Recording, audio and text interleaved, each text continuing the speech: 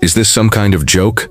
The voice, amplified by the high ceilings of the mess hall, cut through the din of silverware and conversation. Lieutenant Junior Grade David Miller, immaculately uniformed and freshly pressed, glared down the service line. He held a grease-stained plate that contained a perfectly acceptable cheeseburger, bun glistening under the fluorescent lights. Walter Hoffman, the 82-year-old man behind the counter, hired by the ship's welfare association for the temporary duty rotation, didn't look up immediately.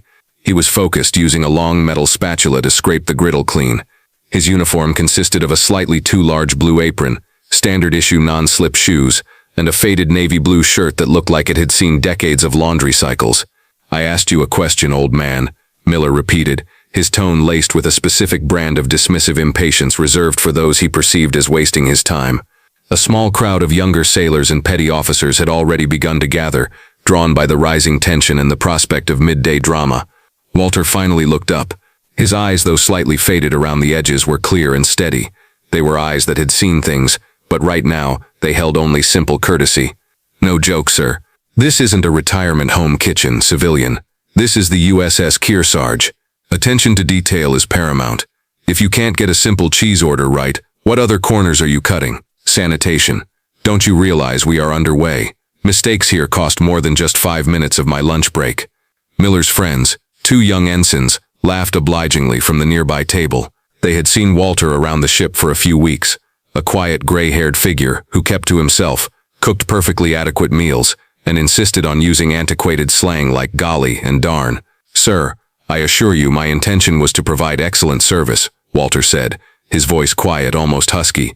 He pushed the plate back slightly, showing that he was ready to fix the error without argument. But Miller wasn't finished. He took a calculated step closer, towering over the old man. "You know, when I saw you shuffling around the engine room a few weeks ago, I thought you were part of the touring group that got lost. Now I find out you're messing up chow service.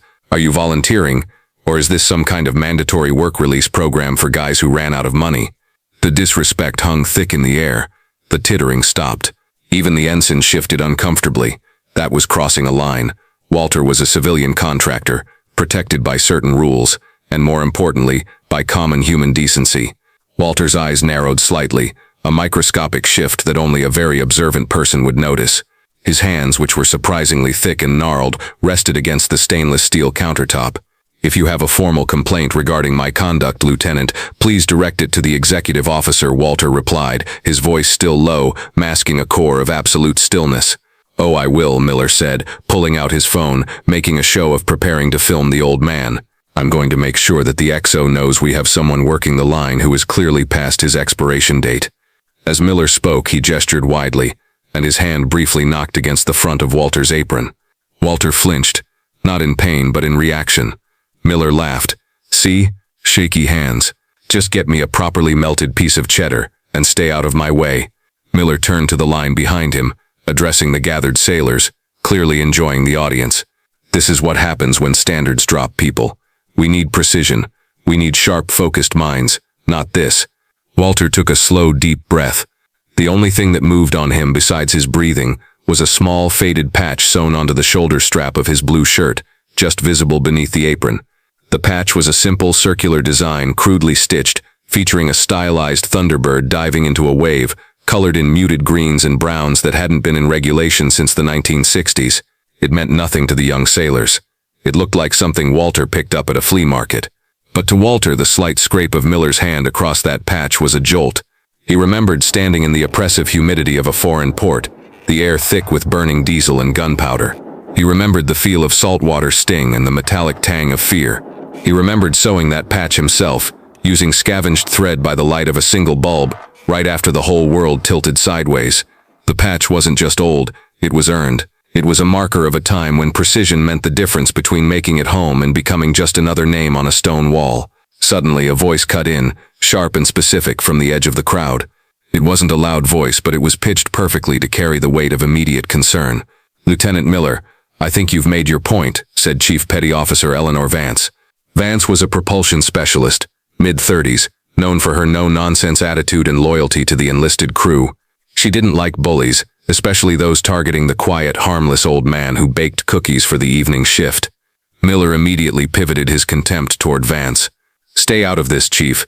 This is an administrative issue regarding food service standards. It looks like harassment to me, sir, Vance countered, stepping forward just enough to block Miller's immediate path to Walter. The man offered to fix your order. Take the fixed burger and move on. I will not tolerate insubordination, Miller hissed, and I certainly won't tolerate incompetence that results in poor morale. Get back to your duty station, Chief.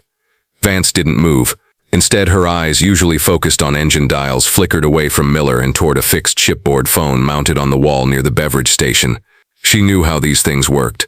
Miller wouldn't stop until Walter was humiliated or fired. Quietly, while Miller was preoccupied trying to assert his rank, Vance reached out, pulled the handset off the wall, and used the dial to input the 3-digit code for the command duty officer. Her hand shielded the mouthpiece, but her whisper was urgent. This is CPO Vance, engine room. I need an urgent call routed to the executive officer's office. Code red, non-life-threatening. Tell the XO there is a situation in the galley, and he needs to be advised about the civilian cook, Walter Hoffman. She paused, listening to the static-laced response on the other end. Yes, sir, Walter Hoffman. I need the XO to know that Lieutenant Miller is currently attempting to degrade and dismiss Mr. Hoffman based on a misplaced cheese order. I think the lieutenant is about to take disciplinary action he is not authorized to take. I'm worried about the repercussions of this situation if it escalates. Yes, please, sir. Send someone with authority immediately. Vance hung up, her face tight. Miller was still lecturing Walter about the importance of knowing one's place and respecting the chain of command, completely oblivious to the silent alarm that had just been raised. The energy in the mess hall shifted. The sailors who had been passively watching were now looking past Miller, past Walter, and toward the main hatches. They knew CPO Vance didn't make calls like that for fun. Something was coming. Justice, or at least high-ranking interference, was only minutes away. Miller, sensing the shift in the crowd's attention, mistook it for agreement. He felt emboldened, swelling with righteous authority. I've had enough of this. I'm contacting the logistics officer right now to have this contract revoked. You are a distraction, Hoffman. Get out of the galley. Go sit in the corner until the logistics O can arrange your transport back to shore. Walter didn't move. He stood behind the counter, the spatula still resting lightly in his grip. The calmness he exuded was not passive submission. It was the quiet readiness of a predator who has already assessed the threat and found it wanting. 2 decks above the mess hall, in the quiet, carpeted sanctuary of the executive officer's ready room, Commander Alicia Reyes was reviewing the ship's maintenance schedule. The secure line beeped twice, signaling an urgent, non-critical priority internal call. Reyes here. The voice on the other end was the command duty officer, strained and formal. Ma'am, CPO Vance has alerted us to an ongoing situation in the mess hall. Lieutenant Miller is currently engaged in a heated confrontation with the civilian food service contractor, Walter Hoffman. Reyes frowned. Walter? Is he okay? What's the problem? A complaint about the meatloaf. Ma'am, the complaint is over cheese, Swiss versus cheddar. But CPO Vance sounded genuinely alarmed about Miller's behavior. She believes he's attempting to fire or discipline the contractor on the spot. Reyes ran a hand through her closely cropped hair. Petty squabbles were common, but she didn't like the sound of this. Miller needs to stand down. He has zero authority over those contractors. Tell him to wait for Log O. And why code red for this? The CDO hesitated. Ma'am, CPO Vance specifically asked us to ensure you knew the name Walter Hoffman. She said she thinks it's about to get bad. The name hit Commander Reyes like a cold wave. The pen in her hand clattered onto the desk blotter. Walter Hoffman, she repeated, the sound barely a whisper. She straightened in her chair. All trace of fatigue vanished. Confirm that name. Hoffman. Confirmed, ma'am. Reyes snatched the secure phone again and barked into the receiver. Raise the captain. Right now. If he's not in the chair, I want him on the comms within 30 seconds. Alert my personal detail. Clear the hallways for immediate transit to the main mess deck. This is no longer a disciplinary issue, CDO. This is a critical security situation. The CDO sounded stunned. Security, ma'am. Over a food contractor. Listen to me closely, Reyes said, her voice dropping to an icy intensity. If that is the Walter Hoffman I think it is, and I pray to God it is not, we have made a monumental, unforgivable mistake. The moment Miller touches him, we have a strategic crisis on our hands. Get the captain. Down on the mess deck, Lieutenant Miller was reaching his peak of arrogance. The silence of the gathered sailors, the tightness in Chief Vance's stance. He interpreted it all as grudging respect for his decisiveness. Since you refuse to leave, I'm putting you on report for gross insubordination and failure to comply with a direct order from a commissioned officer, Miller declared, pulling a small notebook from his pocket. I'll have the XO ensure this report makes it to the contracting firm, and I'll personally recommend they never employ you again. You clearly cannot handle the pressure of shipboard service." He leaned in, his face inches from Walter's. "You may have fooled them on shore with your quiet, harmless grandfather routine, but this ship is a combat asset. We don't tolerate dead weight." He lifted his hand, pointing dramatically toward the nearest exit hatch, demanding Walter comply. Just as the moment stretched to its breaking point, a sound reverberated through the mess hall that silenced every single conversation, every click of silverware, every breath. It wasn't a warning alarm. It was the distinctive rhythmic, heavy-souled sound of senior officers moving at speed. The main hatch to the mess deck burst inward, causing the pressurized air to rush out. Leading the charge was Captain Harrison, the commanding officer of the Kearsarge, a man rarely seen outside the bridge or his ready room during midday ops. Flanking him was Commander Reyes, the XO, her expression one of barely contained fury. Trailing them were 3 security personnel, and the ship's most senior Master Chief Petty Officer, all moving with a rigid purpose that signaled absolute command presence. The mess hall became utterly silent. Every sailor instantly stiffened, dropping whatever they held, eyes forward. The captain's gaze immediately swept the room, ignoring the general crowd and landing squarely on the point of tension. Lieutenant Miller, standing over the frail elderly civilian cook. Miller, completely oblivious to the gravity of the captain's arrival, snapped to attention with textbook precision. He saw the CO and XO and mistook their arrival as support for his crackdown on poor standards. "Captain, sir. Commander. Perfect timing, sir. I was just dealing with a clear case of civilian insubordination. I've placed the contractor on report and ordered him removed from the galley," Miller announced. His chest puffed out. Captain Harrison didn't acknowledge Miller's salute. He didn't even look at Miller. His eyes remained fixed on Walter Hoffman. The captain, a formidable man known for his disciplined reserve, slowly closed the distance to the counter. The silence that followed was so complete it was physically painful. Miller started to speak again. "Sir, this man couldn't even manage a basic—" Commander Reyes stepped forward, cutting Miller off with a sound that was half hiss, half growl. "Silence, Lieutenant. You are out of line." Captain Harrison reached the counter. He took one look at the worn, gray-haired man in the ill-fitting apron, and then slowly and deliberately, the commanding officer of the USS Kearsarge brought his right hand up to his brow in a perfect rigid salute. The Master Chief behind him instantly snapped to attention and executed a salute of equal deference. Commander Reyes followed suit, her face pale with embarrassment and reverence. The entire mess hall gasped. A single, collective exhalation of shock. Sailors froze mid-bite. Miller's hand, which had been clutching his notebook, dropped uselessly to his side. Walter Hoffman, the elderly man who was supposed to be stacking trays, returned the salute. His motion was not crisp like the captain's. It was slow, a little stiff in the shoulder, but the angle of his arm and the precision of his hand position were flawless. Muscle memory honed by decades, not years. Captain Harrison held the salute until Walter dropped his hand.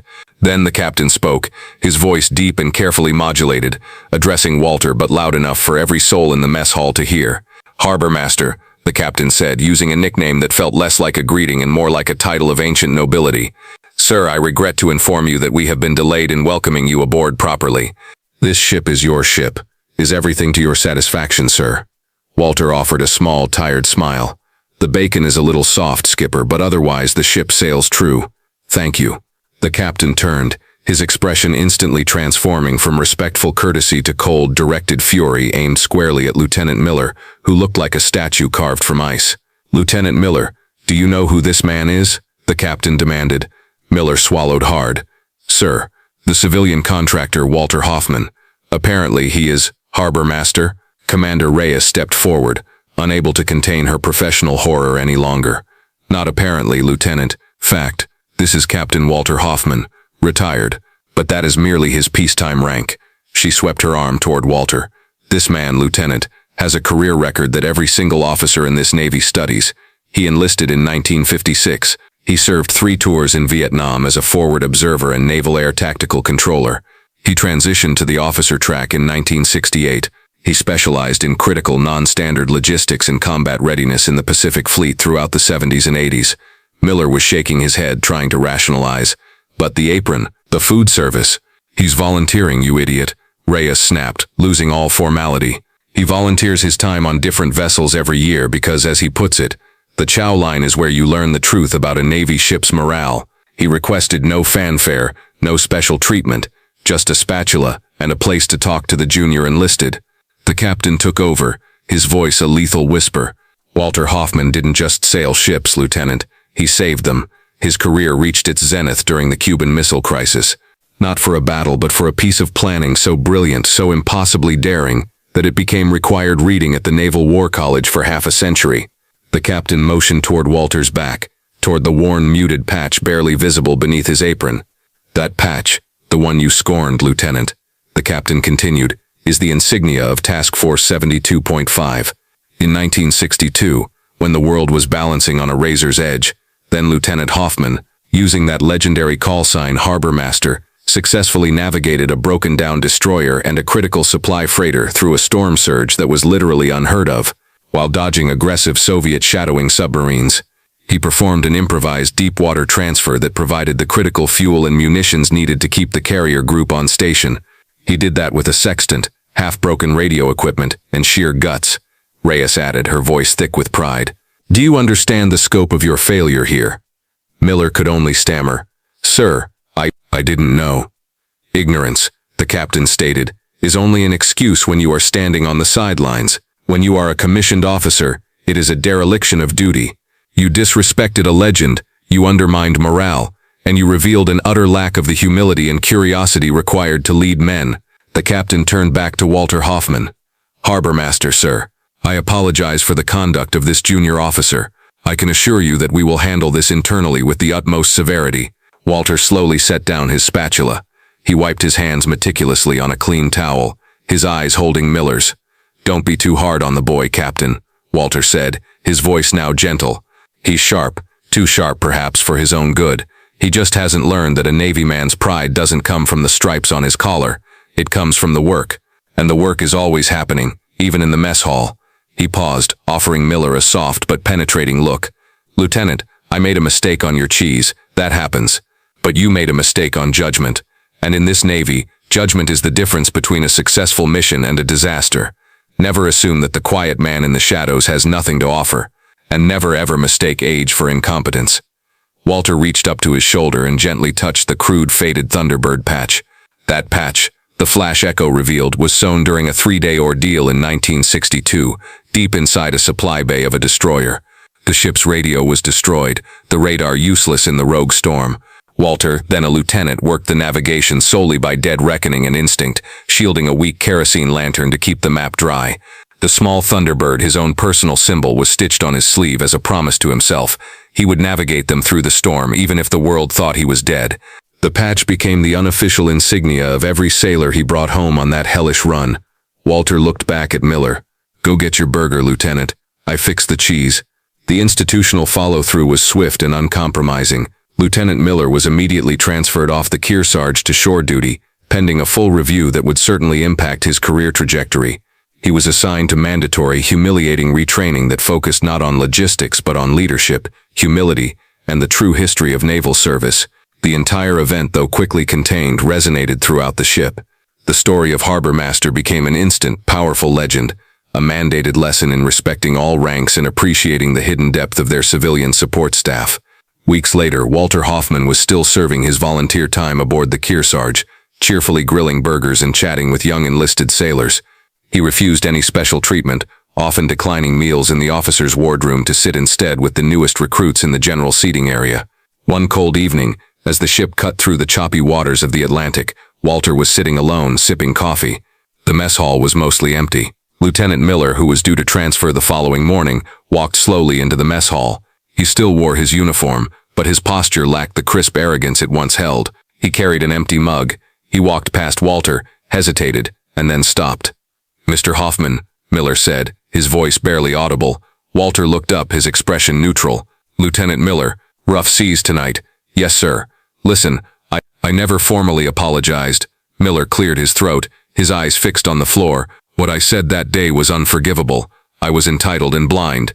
I let my ego overshadow everything the Navy taught me about respect. You were right. I failed on judgment.